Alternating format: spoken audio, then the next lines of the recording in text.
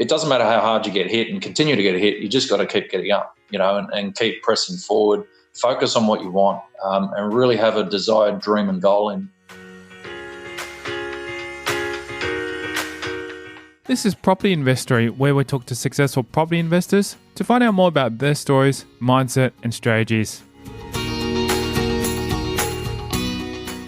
I'm Tyron Shum, and in this episode, we're speaking with Chairman and CEO of Gemelli Group, Trent Gemelli. We discover how he found himself in the property development game, managing assets in excess of $109 million, and tells us a story about how he became bankrupt that led him to follow the simple principle to change his life around, and much, much more.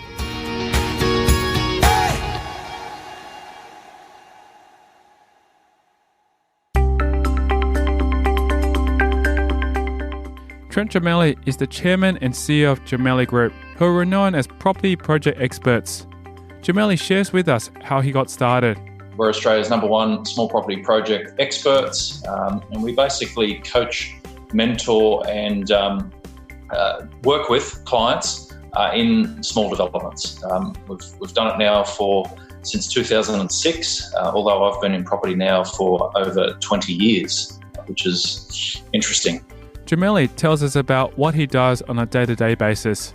So my days are pretty free these days. Obviously, I am busy working on the business versus working in the business. But most days I'm dropping the kids to school, enjoying a coffee at my favourite cafe. I start work generally about 9:30 most days and finish, around lunchtime. I have the afternoon with my wife and my youngest child, and obviously get to pick up my eldest from school as well. So I've got to say it's been a lot of hard work to get here, but now it's we get to enjoy the fruits of our labour. His family lived in different areas of different points in time, so he was accustomed to different ways of life. I was born on the Central Coast of New South Wales in good old Gosford Hospital. I lived in Terrigal and Wamberal for my first 23 years of life. Absolutely had a fantastic upbringing. Also had the benefit, I surf a lot, and so we're on the beach there, had the benefit of doing that. But my grandparents used to live in Bungendore down in Canberra, so I actually got to live a lot of the farm life at the same point in time. Moved down to Sydney at 23, lived down there for 9.5 years, loved every minute of it. As you can probably appreciate, a young 20-year-old down in Sydney, it was glitz and glamour. And got out of there and from there met my wife, and we moved up to the Sunshine Coast in Queensland. Some of the most successful people in the world do not enjoy going to school. I was never going to university.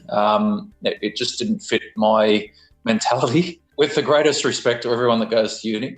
I should have finished school at year 10, but to appease the parents, I went to year 12.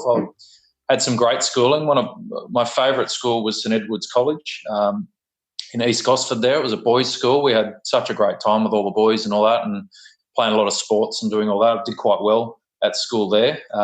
Year 11 and 12, not so great. Went into a co-ed environment and late teens. It's more focused than school at that point in time.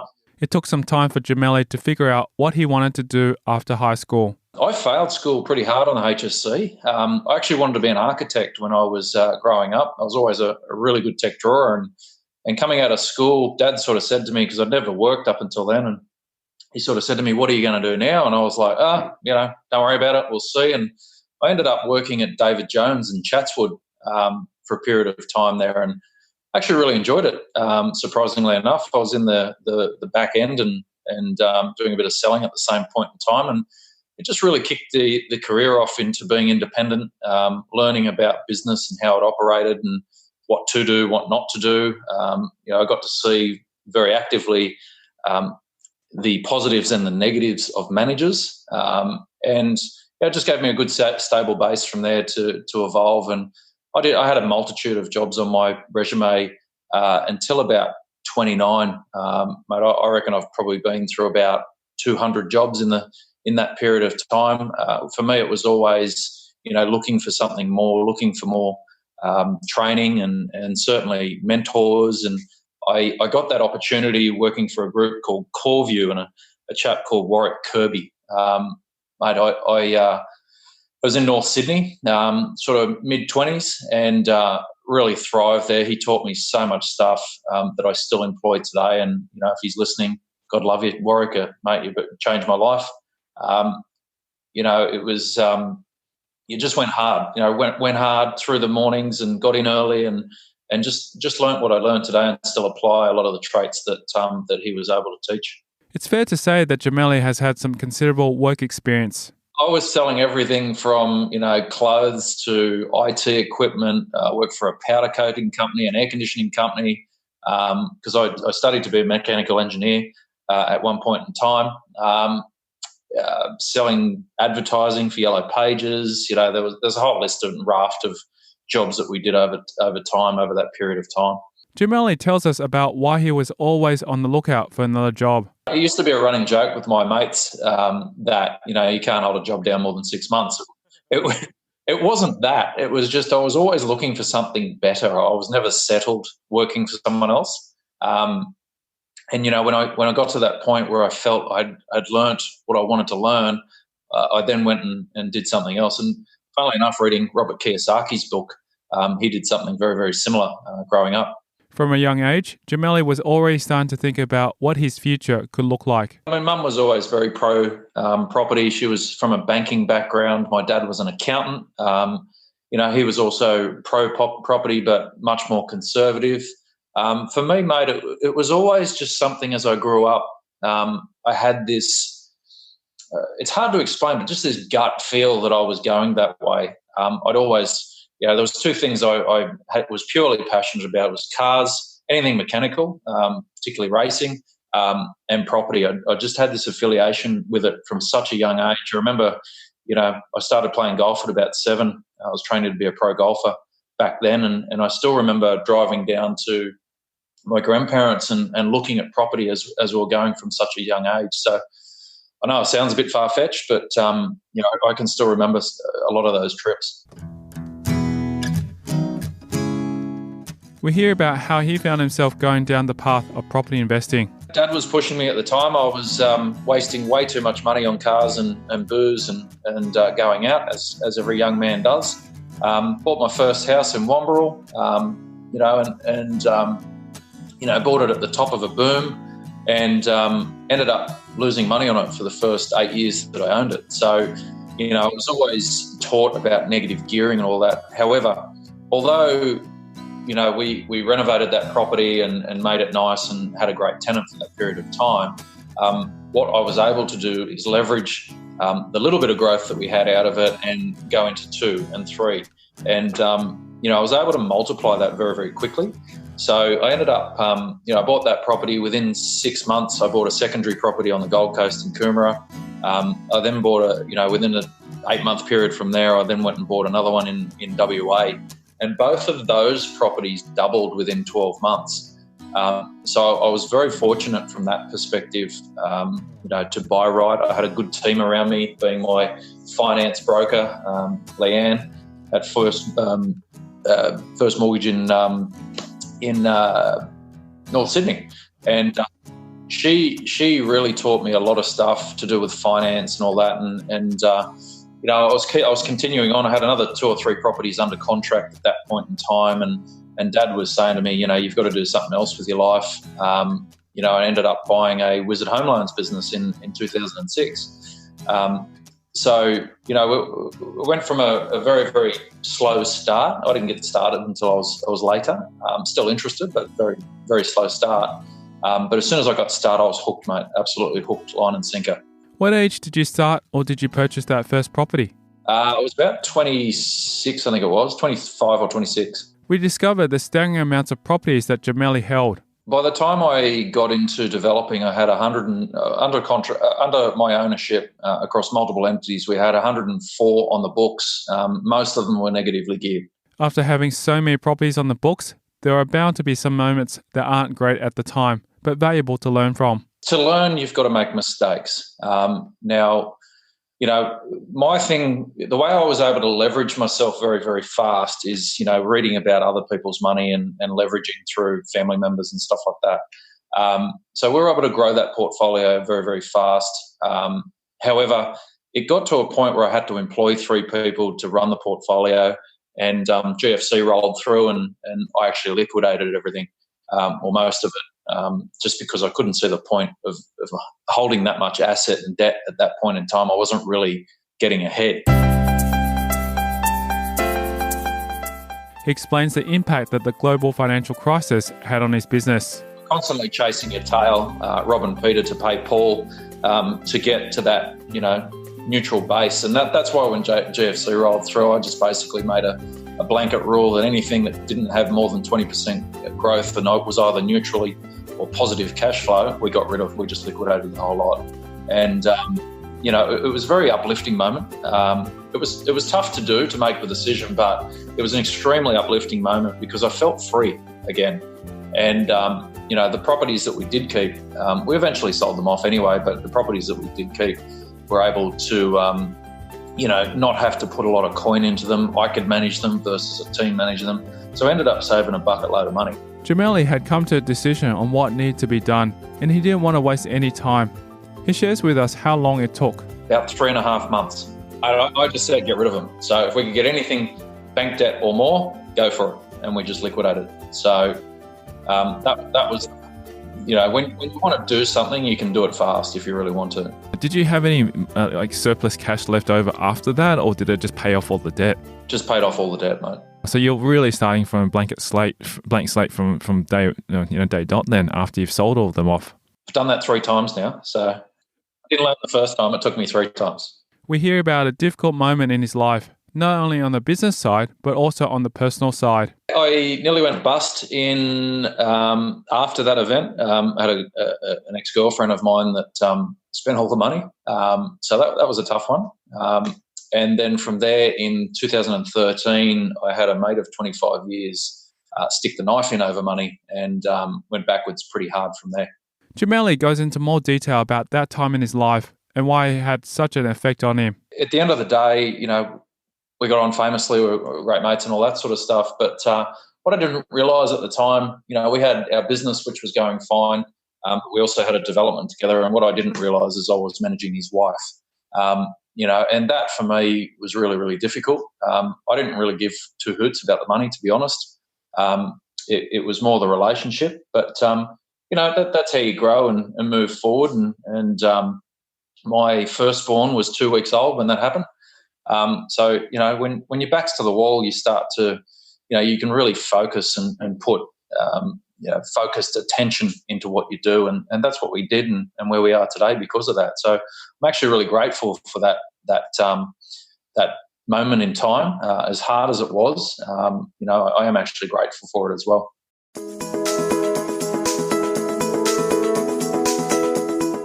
After going through such a great learning experience, Gemelli decided to use that experience to his advantage. When I started the Wizard Home Loans business, I found the extent of the franchise very fast, and I wanted to learn about development and that side of it as well. So I basically worked for free and apprenticed 2 developers in Sydney for a great period of time, about 3.5 years, and ended up losing money again off those 2. One of them wasn't the most straightest person in the world.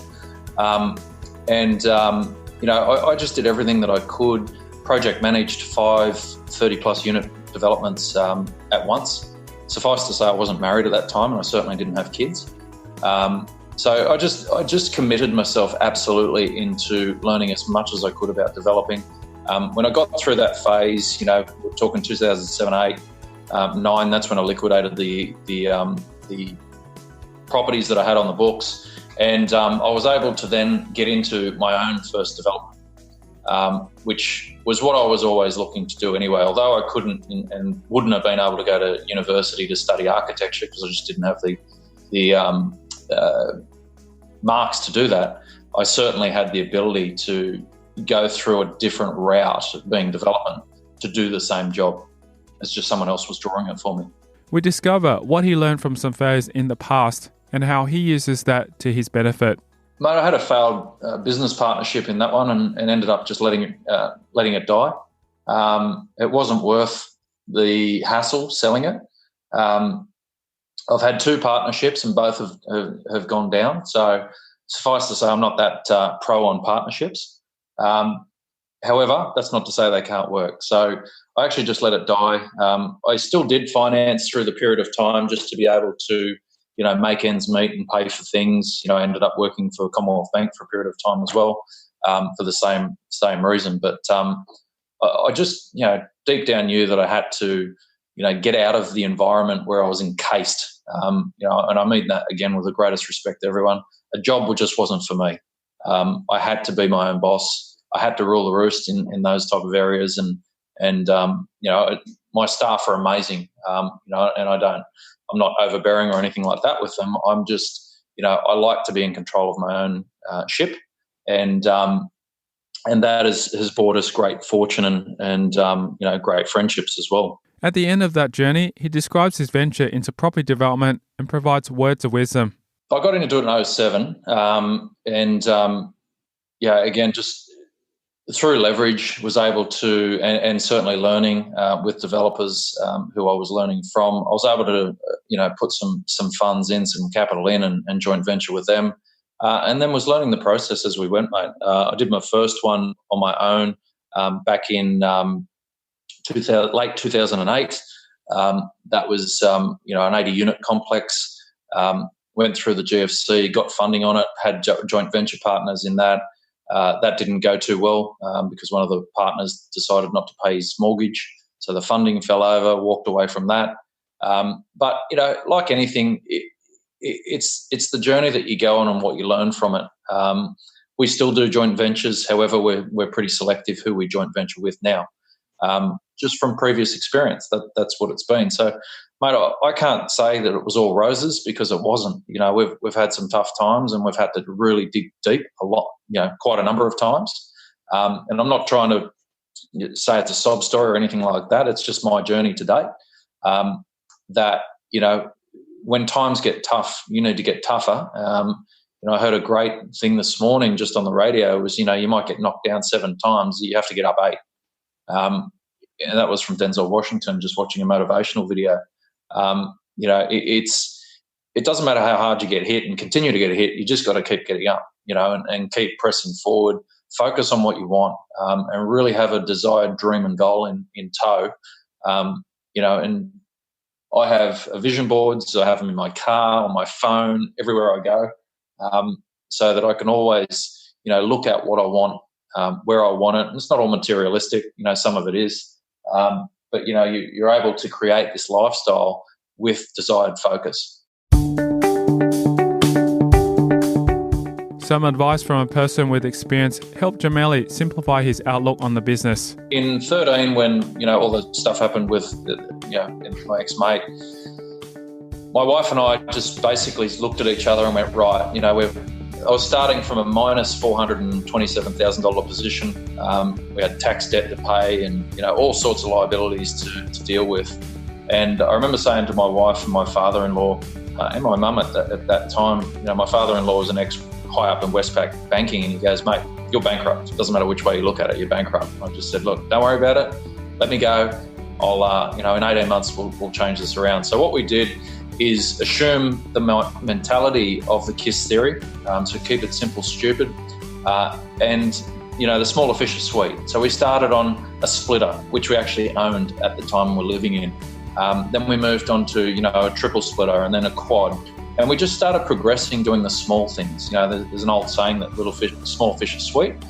And we're earning good money out of it. And we moved away from building. I just looked at everything and there's 2 risks or 2 areas that you'll go bust in developing. And from my perspective, it's building and finance. And the reason I say that is builders operate off of wafer thin margins typically. 8 to 10% is pretty normal. And if they go bust, it's incredibly hard to get a new builder in, number one. And typically, if that doesn't kill you, the finance will, because you're going to have delays and all that sort of stuff. So what we did is just moved into land subdivisions, small lot land subdivisions, which is what we do now. And since 2013, we've gone from that minus $427,000 position to right now on the balance sheet as of today is about $109 million in property with $14.3 or $4 million in debt. We discover where these developments were located and why he chose that location. They're in Queensland, because of the market conditions. The markets were moving around too much for me in Sydney. So we ended up pulling out of Sydney. We were selling property in Sydney, but we ended up pulling out in 13. As everyone's aware, the market took off again, which it wasn't supposed to do. And what happens from our perspective is when we look at deals on a multiple level. So, we might go and buy sites with 20 lots or possibly 20 lots, and we'll get all of our terms and things like that, which is subject to DD, settlement, DAs, all that sort of stuff. When that goes out of the market and says, no, you have to pay cash now, that's an indicator for us to get out because the market's too hot for us in that instance. And we are, we've got to move away from it at that point in time and look at another area. So I've, for us to do that, we had to make sure that, from there we looked at the next market. The next natural swing was up to Queensland or Brisbane. And from there, the natural swing in from now is over into WA. So we're obviously seeking property down there. Sydney, for instance sake, we still think it's probably got another 1.5 to 2 years before we'll actively be looking to purchase down there again. Confidence is something that Gemelli does not lack in the slightest, and he will always back himself. I'm the eternal optimist. So, everyone says to me, you shoot for the stars. But if you don't shoot for the stars, you're not going to get anywhere. If I shoot to the stars and get to the moon, I'm still going to be a happy man. You know what I mean? So, for me, I don't look at developing as risk. I just look at the numbers. And you understand that, to get to the end goal, it's going to take X amount of years, and over that period of time, you're going to need Y amount of cash, blah, blah, blah, blah, blah. And again, probably shouldn't have taken on, to be honest. It was a massive undertaking, but we just learnt so much for it. And again, can't complain about the journey. It's just one of those things that, I thought I could do at the time. I was invincible, being, late 20s, as we all are. Could afford to, if shit hit the fan, I could afford to get up and go again. That's just the reality of it. Family is an important aspect for Gemelli, and we learn about moments that he found extremely valuable. When my firstborn was born, it was one of those moments that completely just changed life altogether. I realised that I'm just an insignificant soul, but you've got to now bring up this human being and teach them the right values. So that was always a big aha moment for me. Mate, there's been many over times and over years. It's funny, I was talking to my dad the other day. One thing he taught me years ago, when I was younger, I just did not listen to him whatsoever, as we all do. And he used to say this saying to me, which was little and often. And he was talking about savings. And I was like, yeah, Dad, whatever. And he always used to say the other thing is, every dollar you spend on a credit card, you're spending $1.20. So those little things that have happened in life, I've reverse engineered. So every dollar I spend, I expect $1.20. And little and often is the same strategy and process I use today. And I was telling him the other day, and he teared up pretty heavily about that. But there's obviously other aha moments. When 2013, when everything went to shit, it was just like, you know what, you need to, this is your time. You need to focus. And you've got the opportunity now to build something amazing, and that's what we did. In 15, we set up our Palladium program, which is the coaching and mentoring people to become property developers, and we split profits 50-50 with our clients that choose to participate. That was a big aha moment, because I was looking at the time as to what was on the market, and there was nothing like it. Like, just plenty of courses out there about property, but certainly nothing that gave people the opportunity to participate in projects the way we do them. And thankfully today we still operate in a fairly competitive environment, because the sequence of products that we've got and what we do is, not a lot of people want to go down that path. So there's been a number, mate, but the biggest one for me was my firstborn when she was born. It really set life apart for me. Gemelli was ready for the challenge of caring for his newborn, and how that changed his perspective on business. Funnily enough, it didn't impact me a lot. It drove me more, but it didn't really impact me as to how I still operate the business today. Like I said before, I shoot for the stars. Always have. Always shoot big targets, and most of the time hit them. So for me, the fundamentals of business have always been the same. What it did do, from a clarity point of view, was really every year I assess everything that I do and apply the KISS theory. If it's too hard, I just get rid of it. That was the one area that it really gave me clarity on was, how can I spend more time with my kids and in their lives whilst they're growing up, whilst operating a multi-million-dollar business, working from home and working, not a lot of hours a week. Everyone says it can't be done. I'm here to tell you it can be. You've just got to be able to, get the right team around you to do it. So, that was the real aha moment was, and those functionalities of having a child was, it just gave me clarity. And adding to that, my wife has been amazing. She took a lot of that back end off me. I wasn't you won't wake me through the night anyway, so that's not too much of an issue. I'll still going to be a freight train go through our house. It wouldn't worry me. My wife, thankfully, she took a lot of that load on her, and it certainly made my life a little bit better and easier to be able to achieve what we've done today. We discover the hard road that he had to go down to get to where he is and advice he received along the way. To be honest, like the first 2 years, I was working 7 days a week, a lot of hours. You can't get there just by, clicking your fingers or thinking that it's going to happen. You got to put in the hard yards, number one. And, a lot of people look at it now and go, oh, well, you're living the easy life. Well, yeah, but, we've gone through some pretty big challenges in life. And the only reason it's able to happen is because of our people. So, within a business, cash flow has been etched in the back of my head from my father, my father-in-law, and other mentors and coaches that I have. So, cash flow is the biggest killer of any business and development or whatever. So you've got to make sure that you've got sales coming in the door. Again, coming from a conservative accountant, being my dad, he always said, if you don't have sales, you don't have a business. Systems and processes, absolutely imperative. If you don't have them, you can't take your fingers off the controls.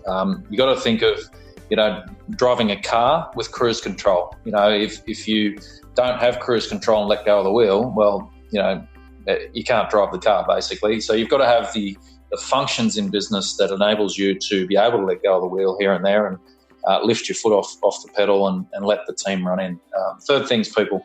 And when I mean people, you've got to have the right people, you've got to have the right culture.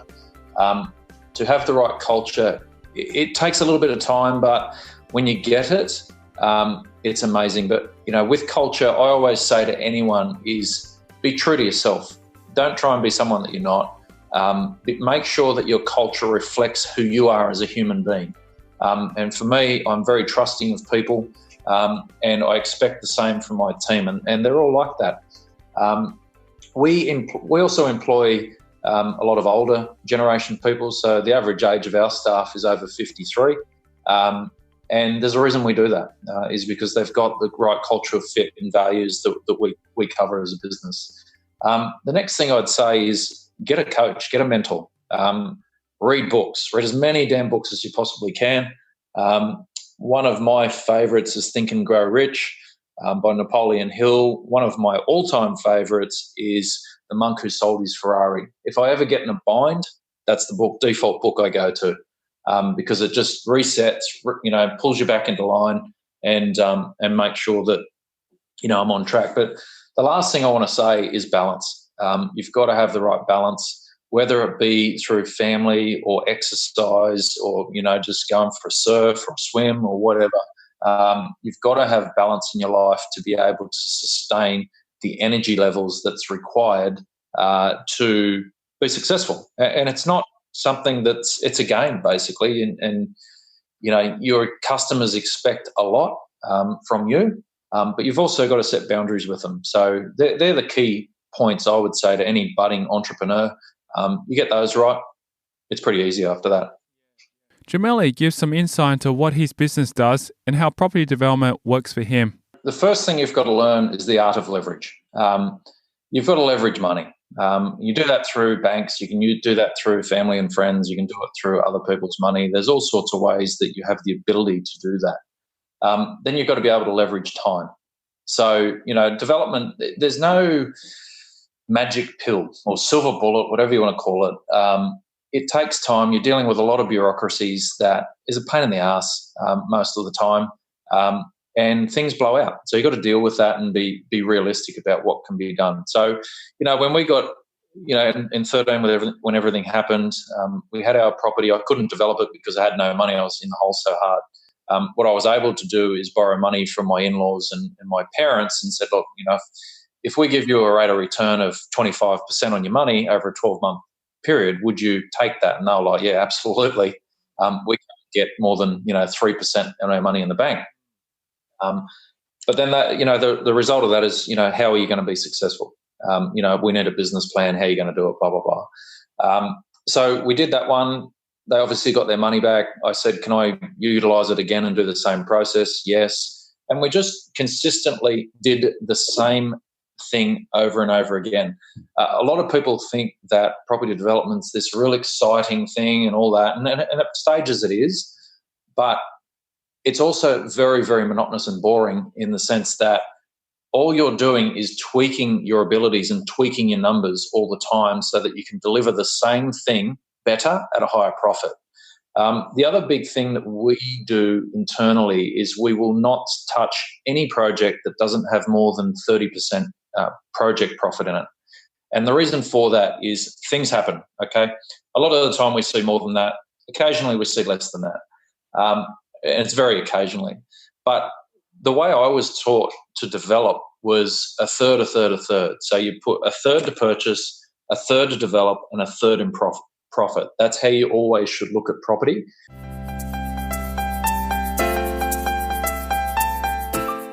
Gemelli has been faced with a lot of doubters, but that did not stop him from reaching his goals. I'm proof that it can be done, and we still find deals that have those sort of margins in it. We just bought a industrial warehouse site down in Coolum on the sunny coast, and that project's got a 42% yield conservatively off the bat. So, the deals are there, but we've just been able to consistently stick to our laurels, mate. Is anything from 5 to 30 lots is traditionally what we stick at. We are moving into the warehousing commercial side. The reason for that is, having conversations with my peers and accountants, is at some point in time we are going to have a downturn. That's a cash flow strategy moving forward. So it's got huge net cash flow in it and equity. So we're doing that a few times. And basically our portfolio at the moment is about 20% industrial warehousing and 80% small lot land subdivisions. And we'll continue doing that because the land lot subdivisions that we do, we typically aim to deliver our product at affordable housing levels. For the viewers out there and the listeners, if you're going to gear anything at any area, go for the bottom end. Where 95% of people buy. The one thing I learnt through the GFC is, the top end got hammered, the middle class got hammered, the low end didn't get that hammered. In fact, that whole segment increased over 2008 and 9 is because everyone's losing their shirts in the top end. Guess what they do? They have to go and rent in the bottom end. So it's, my accountant deals with heaps of developers and he goes, I've never met a better strategy than yours. Absolutely love what you do because it's bomb-proof because of that. So, you've got to just be smart about what you do. For us, it's all about delivery. If we can deliver a product that's sub 300,000 just for the land, by the time you build, you're going to be at sort of mid-fives. And any, ambulance worker, paramedic, policeman, nurse, council worker, they can all afford that side. Most people can afford that style of property. Gemelli does not waste any time developing property. and quickly moves on to the next one. The average project for us generally takes about 18 months. Sometimes less, sometimes more. We've had some go out to 30 months just due to delays from councils and neighbours and things like that. We also pick up a lot of sites now that have already got DAs in place. So, it might take 6 to 9 months to do those. So there is a big variability in it. But on average, our projects generally take 18.2 months is the calculation. For a motivated property developer like Gemelli, there are never enough properties on his books. Generally, we look at 10 per year. Currently, we've got 23 on the books. 7 of those are due to finish the next quarter. So they'll all roll out, and we're obviously acquiring another 10 over the course of the next financial year. We did 9 this year. I purposely pulled one back just to give us a bit of breathing space because the staff are... they're very busy, as you can appreciate. So they asked me to jump off the gas for a month or two. So we have done that. We've listened to them, and next year we'll just do the 10 again that we do. Plus, my wife does her own projects as well. So for us, we're still doing 10 projects. It's just 10 new projects. It's just there's only 9 on our business books. His business offers some valuable experience for any aspiring property developer out there. Yeah, Palladium program. So the way it works is most courses will give you, an encyclopedia of stuff to use, and you won't be able to get any further information. There's a lot of them out there. I've seen most of them. Some are good, some are shit. And I'm not going to mention names, but everyone else can make their determination from that perspective. What we do is we have like a quasi apprenticeship. So whereby you come in, you get involved with us, you've got to be of the right mindset to do it. We're very, very particular about our clients. We only take on the clients that we want to work with and vice versa for them. But we teach them, we've got a 12-week training schedule that we run online, which is the theoretical stuff, but more so they've got on-the-job training. So they actually get involved in live transactions and participate in live transactions. And that's where the real learning is, mate. It's, you can have all the encyclopedias and books in the world, but unless you apply what you're doing, you're not going to get much from it. So we make sure that our clients are engaged at every possible station through a development. We have a program called Slack, which is basically a chat program. And what we do with them is, every client that's on a specific project, we set up a channel, and we run through and, upload all the information. You've got, responses from council, requests for more information, DAs, due diligence things, engineering, etc. All goes up onto that channel so that they have the ability to see and read what's going on. They also liaise with our development manager quite regularly. And we have a monthly boardroom meeting with all of our clients where we go through a Gantt chart and, we go through the financials and they get to see everything firsthand. So one of our core values is transparency with what we do.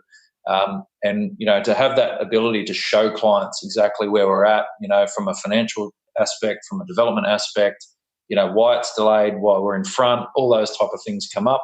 They can attend council meetings, they can attend site meetings. It's really up to them. You don't have to, though, be that detailed if you don't want to. We do have clients all over the country, and obviously we understand that people have to work at the same time. But we generally allow, half an hour a week online with our clients, and that's enough for them unless they really want to come up and come out to site.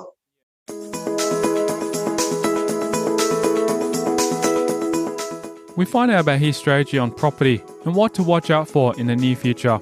I don't like to own a lot of property these days. I typically just get rid of it, pay tax on the money and go to the next one. Cash is king, as they say. There are aspects, and certainly the warehousing and commercial, we're probably we are going to hold. There's no question about that. That's just a cash flow strategy, as I mentioned before. When shit does hit the fan, for example, Australia has been 27 years without a recession. That's not going to last forever. We're going to get hit at some point in time. And the estimation at the moment is around 24, 25. That's from Phil Anderson's information. So for us, it's just a progression of, putting things in place. The two projects that we've got, if they operate at, 50% LVR being at least 50% of them, there's still a really good amount of cash coming in to go through periods like that where you can just sit and hold. Clients have the luxury of various property opportunities, and it lets us know what the popular trend is at the moment. Generally, it's been the residential because that's what we've focused on. However, the last two projects that we floated for clients to participate in were two commercial projects, and they filled faster than what anything has filled faster before. So there's obviously a need and a want from our clients for that perspective. The end product's returning, circa 10%. So they're looking themselves, because of the information we feed through to them, they're looking at a similar strategy for the purposes of what potentially can happen over time.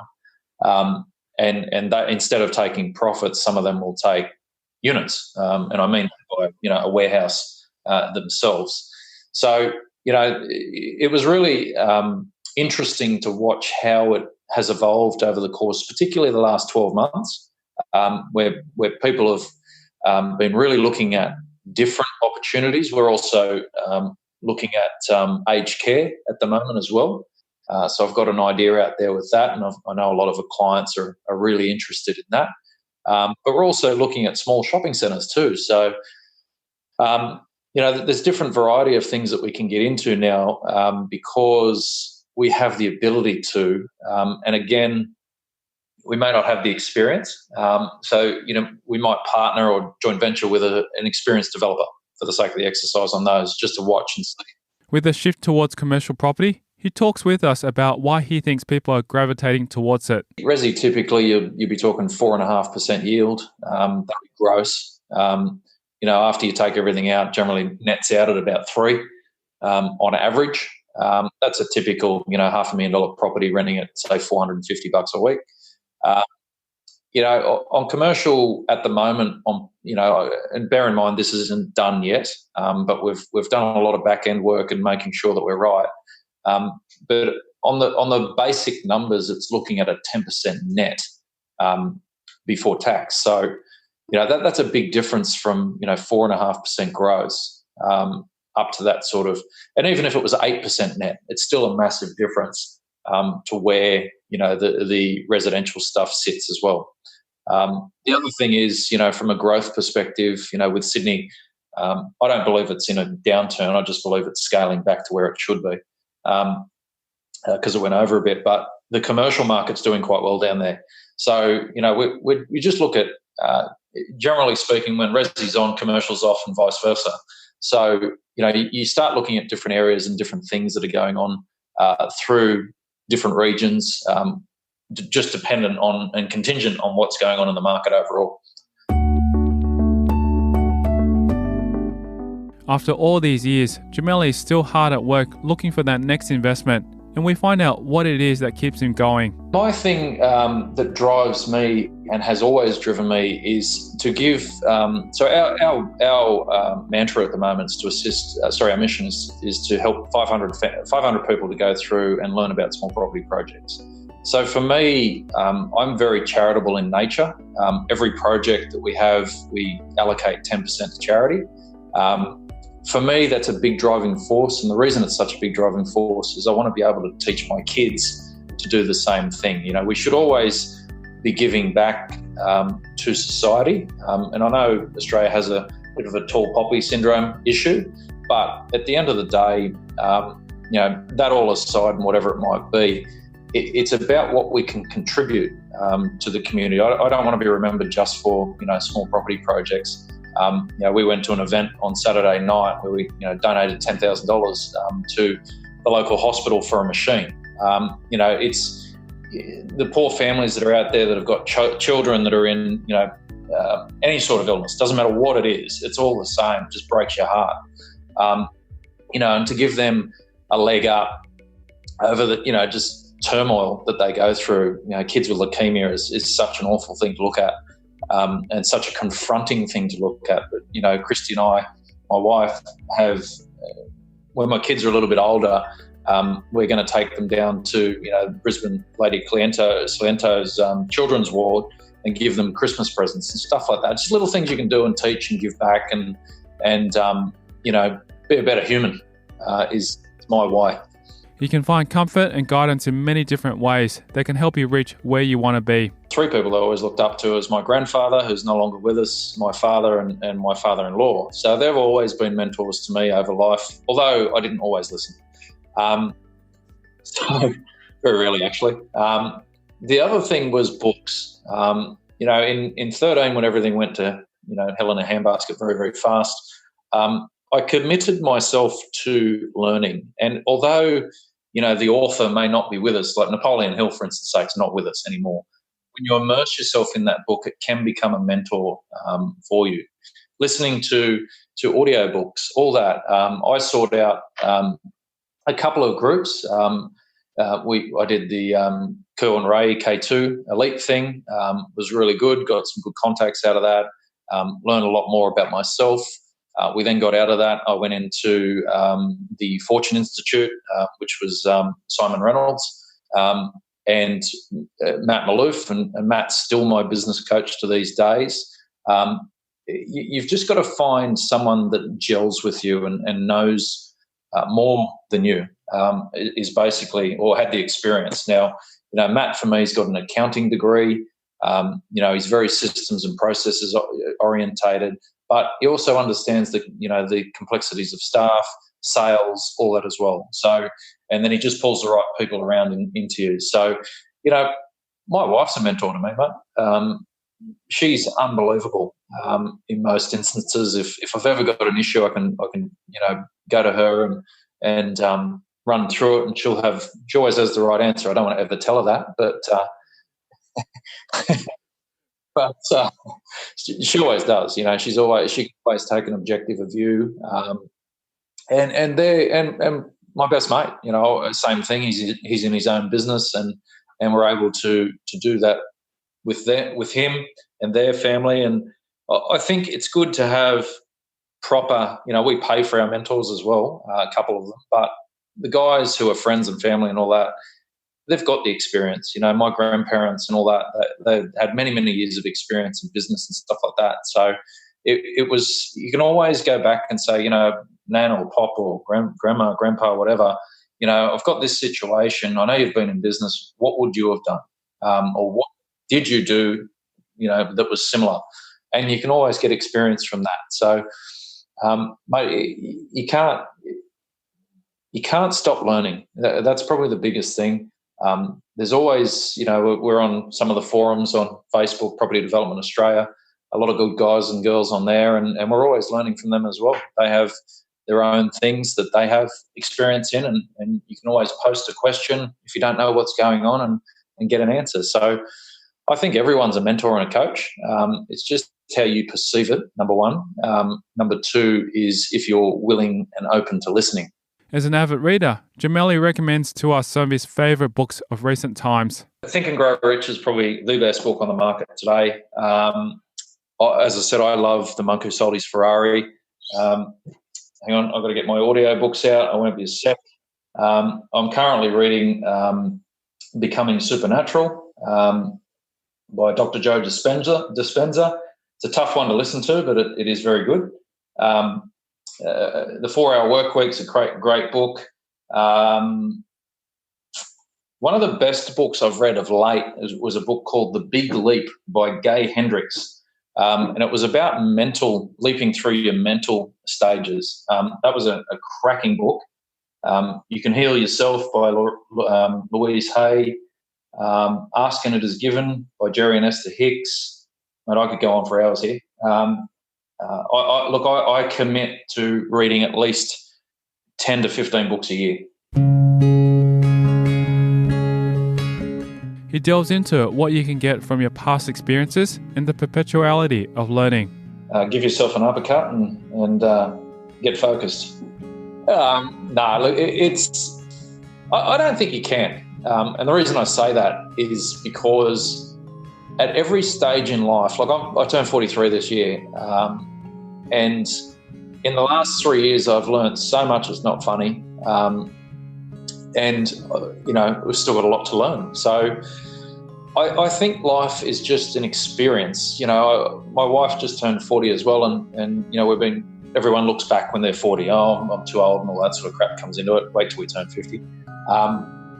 But I said to my wife, I've sort of broken down life to date. And, it's the first 20 years, you're a kid, you don't give a shit. Time does not matter to you, you're just out to have a good time. The second 10, which is 20 to 30, you're just out having fun, trying to make a name for yourself. It's really 30 to 40 where you really start to sort of turn the screws and make a name for yourself and start earning big bucks and doing what you do. But the fundamentals of all of that is if you don't know what you want or where you want to be, you're just going to flounder. You need to have a clear goal in place of where you want to be, and that can be monetary, it can be charitable, it can be anything that you set your mind to. There's nothing that anyone can't do. It's just a matter of and we're all good at things and not good at other things. I get that, but there's nothing that you can't do. If you want to be an opera singer, you can do it. It's not my first port of call, but certainly, if I had a go at it, I know I'd have a good crack at it as well. That's the only thing I would say to listeners is, life's a journey. Learn from your experiences, and get focused on. It doesn't matter if you're 60 years old and have worked your whole life. Colonel Sanders started KFC at 65, so there's still life to be had. I'll go to 100. I've said that to my wife many times.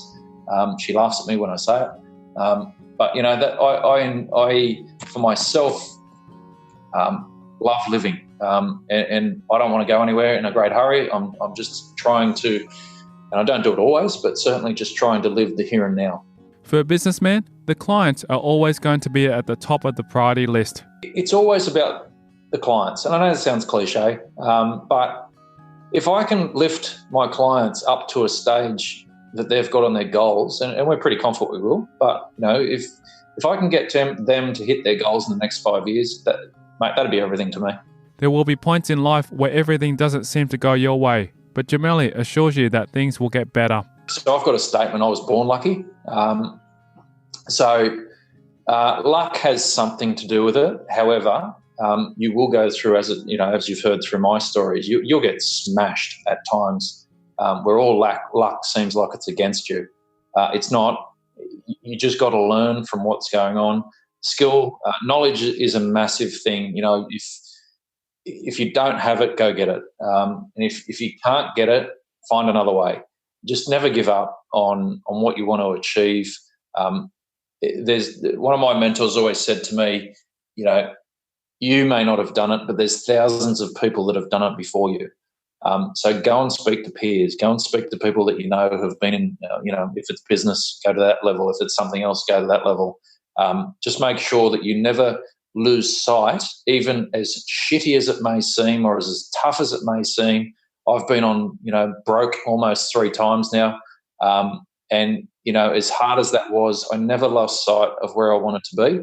And I just recently, I had a 27-year goal to own a Porsche. I bought one just recently because I never lost sight of what I wanted. I always kicked through it, always did my things that I wanted to do. I stuck with my regimes that I have every morning, which is, a positivity thing in my meditation. I always make sure that I stick to that because that has been the one thing that always has kicked me along. If anyone wants to reach out and talk to Trent Gemelli, he lets us know where we can connect with him. Best way is to pick up the phone, 1-800-699-325. Alternatively, you can jump on our Facebook page, which is gemelligroup.com, or go to the website and just submit your details there. We always say the best thing to do is to speak to clients. We allow people, interested people to be able to do that so that they can see what's going on. There's been quite a number of interviews with me now on TV and podcasts and stuff. If you want to see those, they're up on the website, up on the Facebook page as well.